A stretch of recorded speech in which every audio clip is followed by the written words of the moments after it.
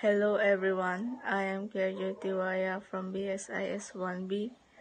Today we're diving into the fascinating world of probability theory, the mathematics of uncertainty, whether you're predicting weather, playing games, or making decisions.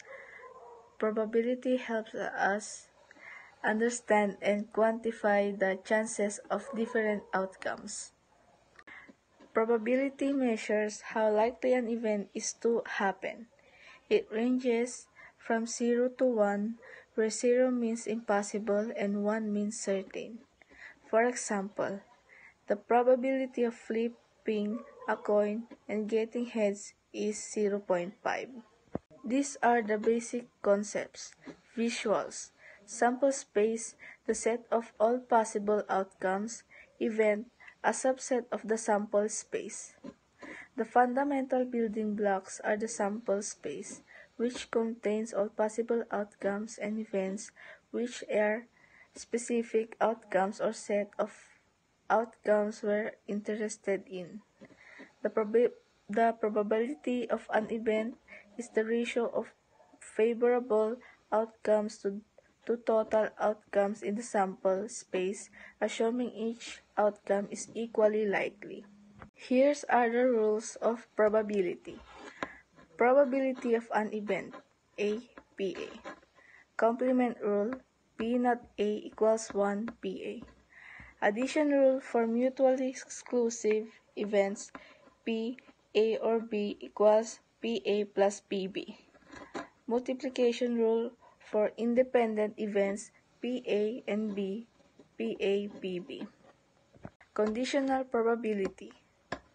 PA-B, probability of a given B. Sometimes the chance of an event depends on another. This is where conditional probability comes in. It's written as PA-B, meaning the probability that A occurs given B has already happened. Conditional probability. PA-B, probability of a given B. Sometimes the chance of an event depends on another. This is where conditional probability comes in. It's written as PA-B, meaning the probability that A occurs given B has already happened. And lastly, the real-world applications. Probability is everywhere, from predicting stock market trends, designing experiments, to understanding genetics. It helps us to make informed decisions in an uncertain world. That's a quick overview of a probability theory, the mathematical framework for understanding chance. Thank you for watching. Thank you, everyone! Thank you, Elmar!